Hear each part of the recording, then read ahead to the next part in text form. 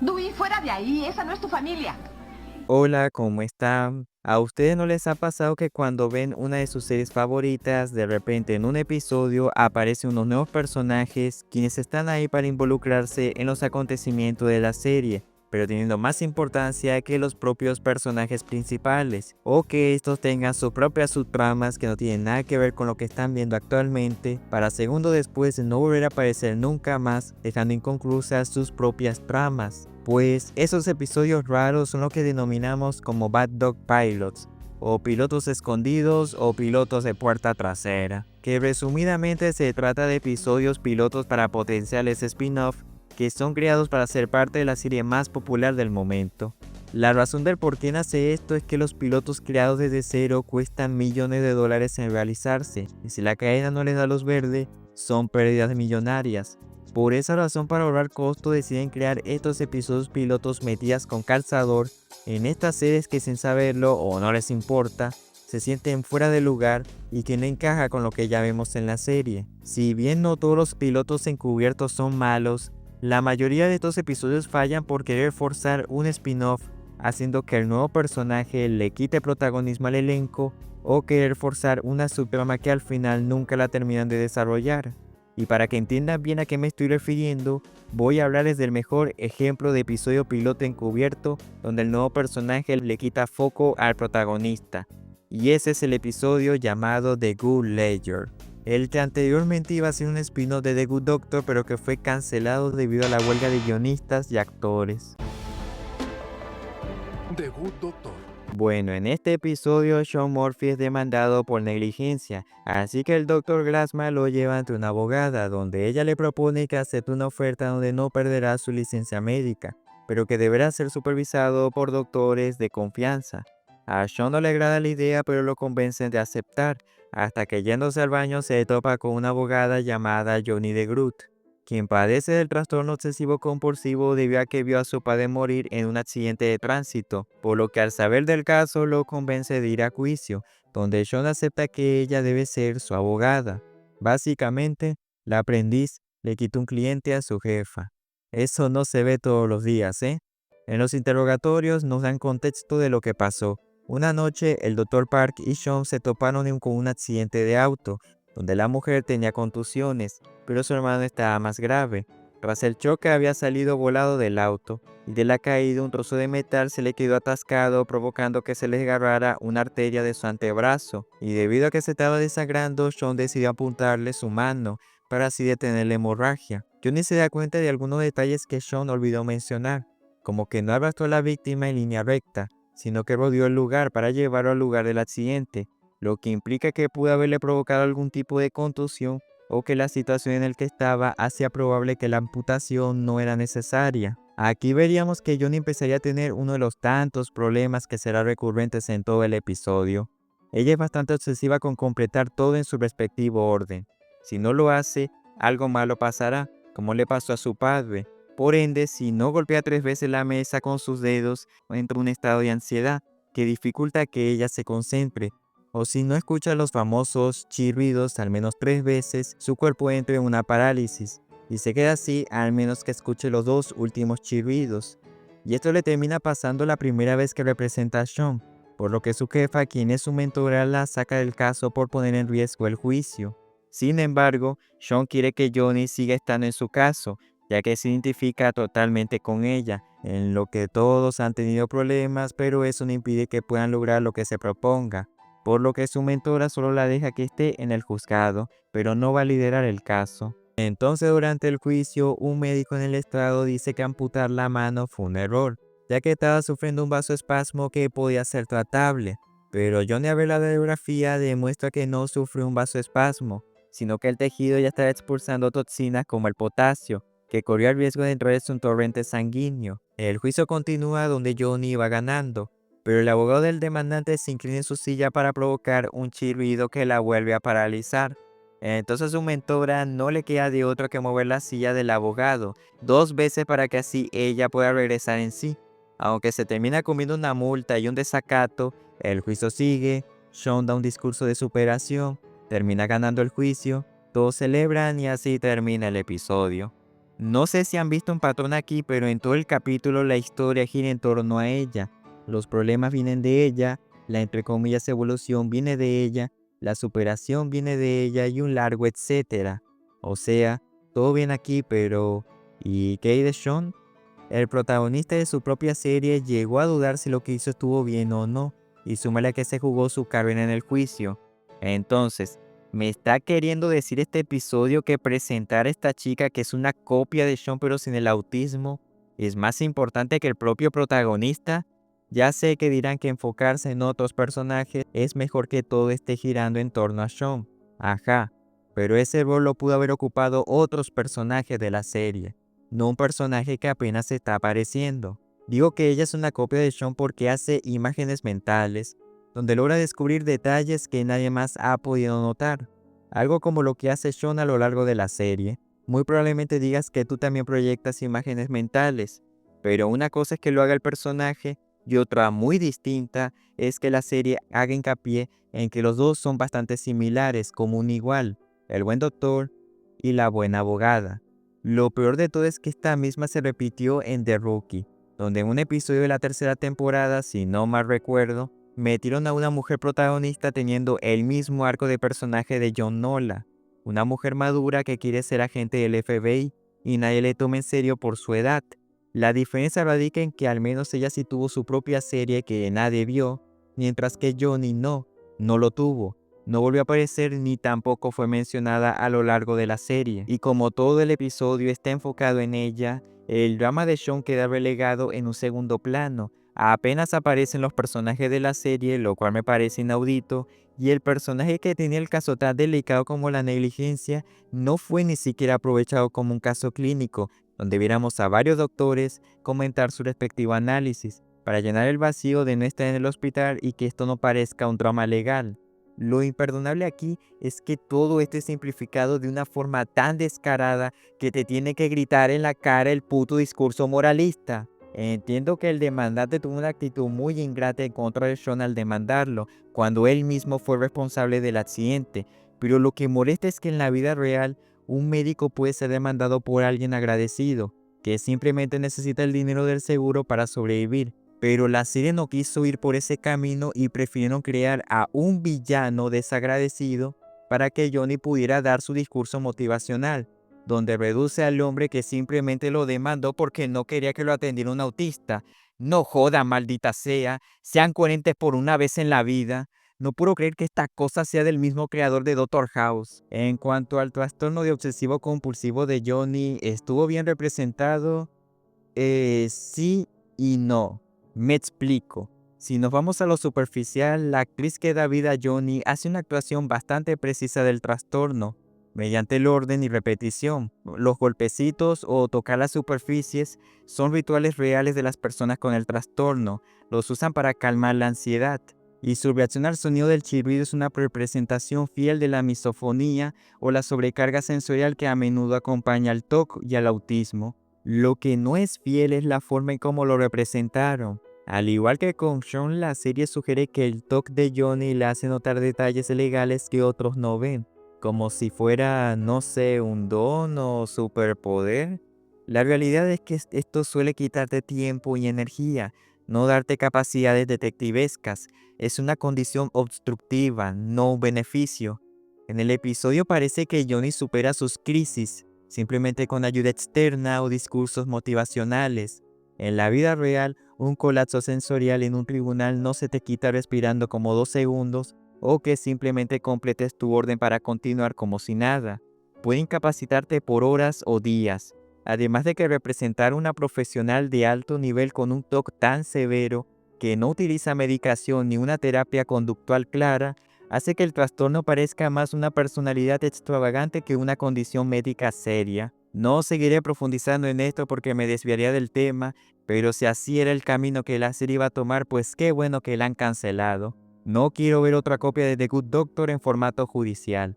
Literal, si una abogada sufre un colapso en la vida real, lo más probable es que eso termine afectando su carrera. Ay, pero Wilson, te estás quejando de un episodio que fue entretenido. Ni siquiera tiene nada que ver con lo que estás contando. Ah, ¿no tiene nada que ver? Bueno, entonces vamos a ver otro ejemplo mejor.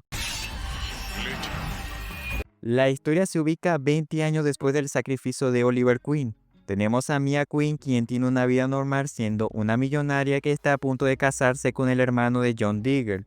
No sé si se acuerdan de él, pero se hizo pasar por Deathstroke y aquí es bueno por la reescritura y la ciudad está libre de crímenes. El problema es que alguien secuestra a Barbara Bertinelli, una descendiente de la cazadora creo, y la Laurel Lance, que antes era de la Tierra 2, ha viajado al futuro para encontrarla y buscar al responsable que hará que Storm City vuelva a caer en el caos absoluto. Entonces encuentra a una mujer llamada Dina Blake, la otra canario negro, quien le dice que tras el funeral de Oliver se despertó en el futuro y no encontró rastros de que ella existe en esta nueva línea temporal. No se sabe por qué está ahí, pero de igual forma se une a Laurel para encontrar a Bárbara. Así que interceptan a Mia en una fiesta en la que le colocan un dispositivo que le devuelve todos sus recuerdos de la línea temporal pasada, donde básicamente se molesta de que le estén haciendo esto, ya que Oliver se sacrificó para que ella tuviera una vida normal. Y entonces aquí viene lo más incoherente del episodio, porque la faceta cínica de Laurel la llevaron a un nivel muy extremo, porque llama a la nueva vida de Mia como aburrida. Básicamente se cagó encima el sacrificio de Oliver, pareciendo que nada de lo que hizo en la crisis valió la pena, porque de igual forma la ciudad se va a ir al caos. No solo eso, sino que ya aquí se muestra como una hipócrita, ya que ella cree que el prometido de Mia, o sea, el hermano de Diggle, es el responsable del secuestro de Bárbara, porque en su entendimiento, si él fue un villano en la línea temporal anterior, entonces aquí también lo es, lo cual eso no tiene sentido porque ella está consciente del multiverso, sabe que hubo una Laurel Lance que tuvo un destino distinto al de ella, trabajó para Zoom y buscó una redención que hasta el propio Oliver aceptó su perdón y se convirtió en una heroína. Entonces, me está diciendo que para esta reescritura si alguien ya era malo seguirá siendo igual de malo, pero en tu caso no aplica porque ¿eso es la tragedia de un vigilante? Quisiera saber en qué momento pensaron que era una buena idea mandar todo a la verga en un episodio después del épico final de Oliver Queen. En fin, el caso es que van a la casa de los Bertinellis donde le pregunta a su familia sobre Bárbara, pero aparentemente no parece importarle su situación, mientras las Canario Negro están infiltradas en el lugar para colocar micrófonos y escuchar alguna información que las lleve a la chica. Más tarde escucha que el hermano de ella dice que debe sacar algo lejos de la ciudad, así que las tres chicas van hacia el auto, donde peleas por aquí y peleas por allá. No hay rastros de la chica, pero son atacadas por Deathstroke. Bueno, pero ¿esto qué es? ¿Pero esto qué es? Con esto, Laurel sigue empeñada de que el prometido de ella sigue siendo el culpable. Con esto le crean una duda que hace que pues el tipo la termine dejando. El punto es que por uno de los videos de la chica logran rastrear su paradero, en parte gracias a Mia. Así que las tres chicas van a rescatarla, y otras peleas por aquí, y más peleas por allá. El villano detrás de todo esto es el ex novio de Bárbara, quien la secuestró para cobrar un rescate o algo así a la vaina. Así que ocurren otras más peleas donde no logran capturar al tipo, porque explotó todo el lugar. Al final Mia acepta ser la nueva Flecha Verde. Aparentemente el futuro donde Star City está en el caos tiene algo que ver con una situación que le pasará a Mia. Ella y su prometido quedan retomar la relación y de repente estando en la estatua de su padre con un amigo, ella es atacada por los mismos villanos que se enfrentaron anteriormente. Secuestran a su amigo y otro grupo agarra a su prometido, donde le colocan el mismo dispositivo devolviéndole todo su recuerdo de su versión pasada, indicando que otra vez se volvió malo, terminando así el episodio. Bueno, nunca vi este episodio por lo que ando perdido con todo el tema del Arrowverso. Pero si recuerdas la crisis en las Tierras Infinitas, te darás cuenta que este episodio mandó a la verga todo el sacrificio de Oliver por querer intentar alargar el Arrowverso de una forma que no se sintió coherente. Si bien Mia Queen sí me convenció como la nueva Flecha Verde, aparte que es una preciosura de mujer y su dinámica con las Canarios es bastante sólido, el problema es que este episodio se estrenó después del sacrificio de Oliver. Entonces, siendo la última temporada de la serie, por lógica debería de cerrar todos los cabos sueltos. Realizar un episodio escondido con un nuevo conflicto que, dicho sea de paso, termine en un cliffhanger, se siente como un insulto al espectador. Si querían hacer ese spin-off, debieron haber hecho un episodio autoconclusivo, que sentara las bases de lo que sea que tenían planeado con esto, pero cerrando toda la trama para que así sea una historia de cómo Mia decidió honrar el manto de su padre, un episodio que se tratara del legado del héroe. Este es otro error de los pilotos escondidos, querer exprimir más de la serie prometiéndoles cosas impactantes que al final no se terminan de cumplir. El spin-off fue cancelado debido a la pandemia del COVID-19 y cualquier rastro de renovación se perdió cuando CW fue comprada, causando que varias series de la Arrowverso fueran canceladas. Igual, esas series ni eran buenas. Una lástima por la bellísima Mia Quinn, ella merecía un episodio con mejor guión. Y si esto todavía no te convence, vamos al último ejemplo en el que todos van a estar de acuerdo conmigo de lo que realmente está mal con los pilotos escondidos.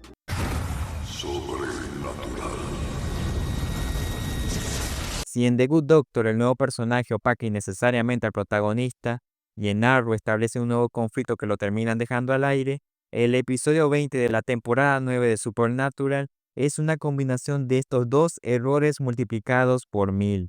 La historia empieza mostrándonos que, a diferencia de los monstruos que conocíamos a lo largo de la serie, hay familias criminales de monstruos que controlan varias partes de Chicago, lo que lleva a que haya altercados entre familias como los hombres lobos y los cambiaformas, o sea, los no binarios.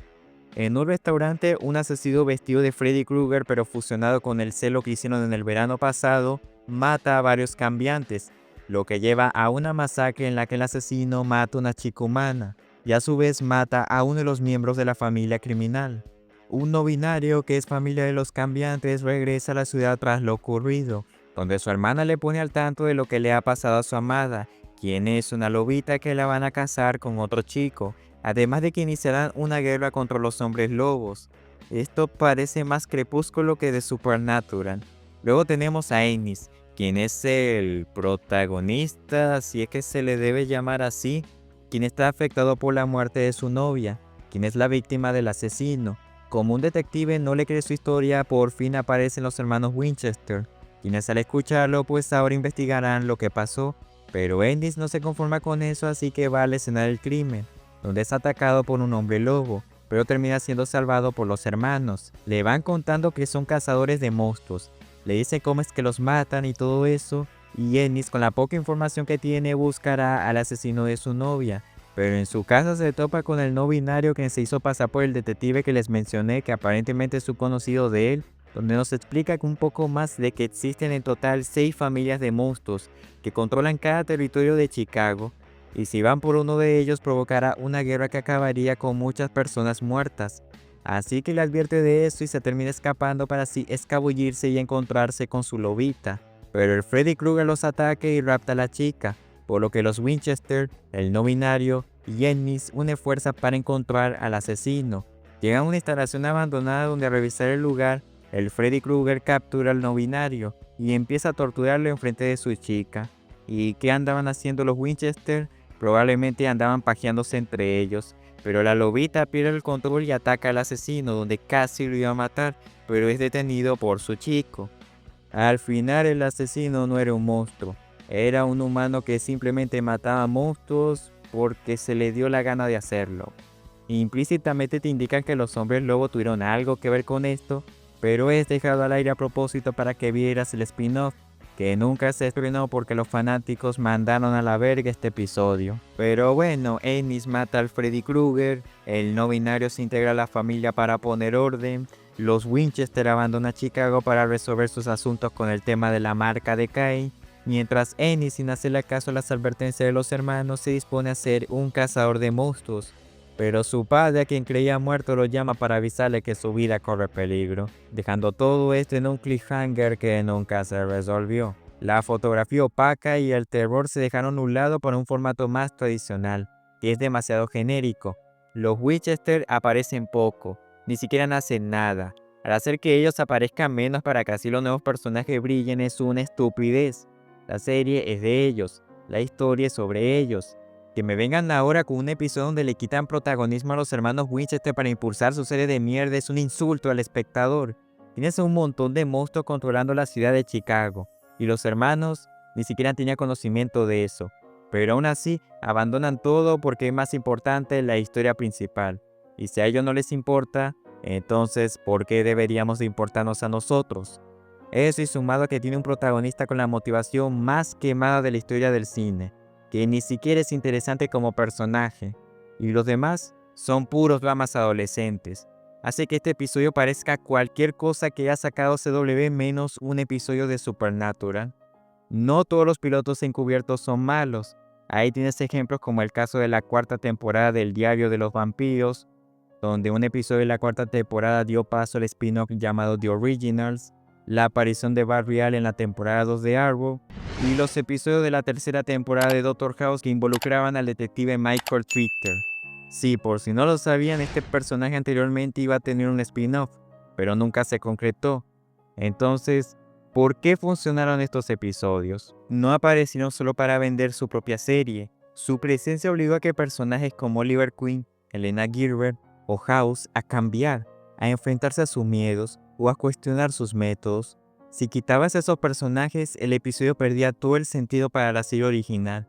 Aunque presentaban algo nuevo, mantenían el mismo nivel de drama, el mismo ritmo y la misma calidad que los fans esperaban. No intentaron cambiar el género de la noche a la mañana. Presentaron personajes que tenían tanta carisma y profundidad que el público de forma natural terminó pidiendo más de ellos.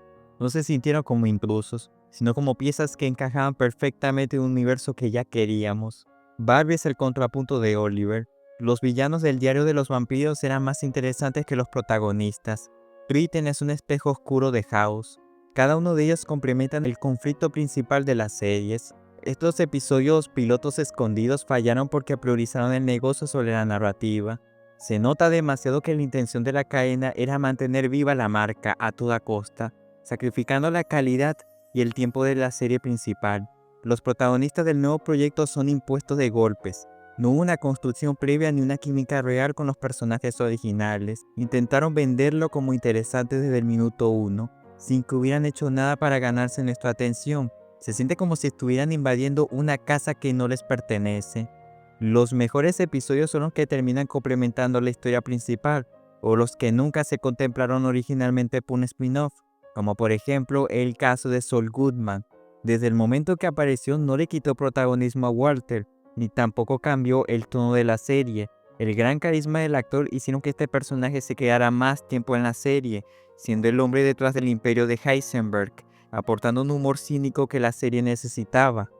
Hank Boy de Chicago PD entra en esta categoría, ya que su personaje fue un antagonista en las primeras temporadas de Chicago Fire, teniendo su conflicto con el protagonista de la serie.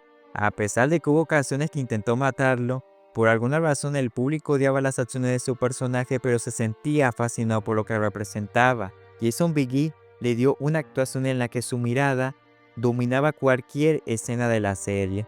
No necesitaba un episodio especial de puerta trasera. Su sola interacción con otros personajes demostraba que él era el dueño de la ciudad, lo que permitió que se desarrollara su spin-off, en la que mostraron que, aunque es un criminal para el sistema, tenía un código de lealtad inquebrantable. El Backdoor Pilot es como el caballo de Troya de la televisión. Es una táctica sucia porque monetiza la lealtad del fanático sin ofrecer garantías de calidad a cambio. Las cadenas de televisión presentan los números de audiencia de esos episodios como si el público estuviera interesado en la serie nueva, cuando en realidad la gente solo estaban ahí para ver al protagonista de siempre, permitiendo que series mediocres como The Rookie Feds reciban luz verde solo por la inercia del éxito de la serie original, no por mérito propio. Los estudios deben entender que el Backdoor Pilot ya no puede ser un comercial de 42 minutos, tiene que ser un episodio de alta calidad que se sostenga por sí mismo. Incluso si la serie nueva nunca se produce, y en una era donde el streaming está dominando el medio audiovisual, cometer ese mismo error es pegarse un tiro en el pie, sabiendo que el espectador fácilmente puede saltarse ese episodio. Existe un lugar y un momento para estos experimentos. Hacer un piloto escondido en el episodio 5 de una temporada de 22 episodios es una estrategia válida. Hacerlo en un final de la serie o en medio de un clímax narrativo es un suicidio de marca. ¿Deberían parar? No lo creo, porque es una de las pocas formas que tiene la televisión para arriesgarse con conceptos nuevos. El día en que dejarán de ser percibidos como el truco más sucio de la televisión será en que los productores y los guionistas entiendan que primero son narradores y luego vendedores. Si la historia del nuevo personaje enriquece el mundo que ya estoy viendo, el espectador no solo no se quejará, sino que agradecerá la expansión. Si solo lo hacen para rellenar un hueco en la programación, seguirán cosechando fracasos y el rechazo de la audiencia.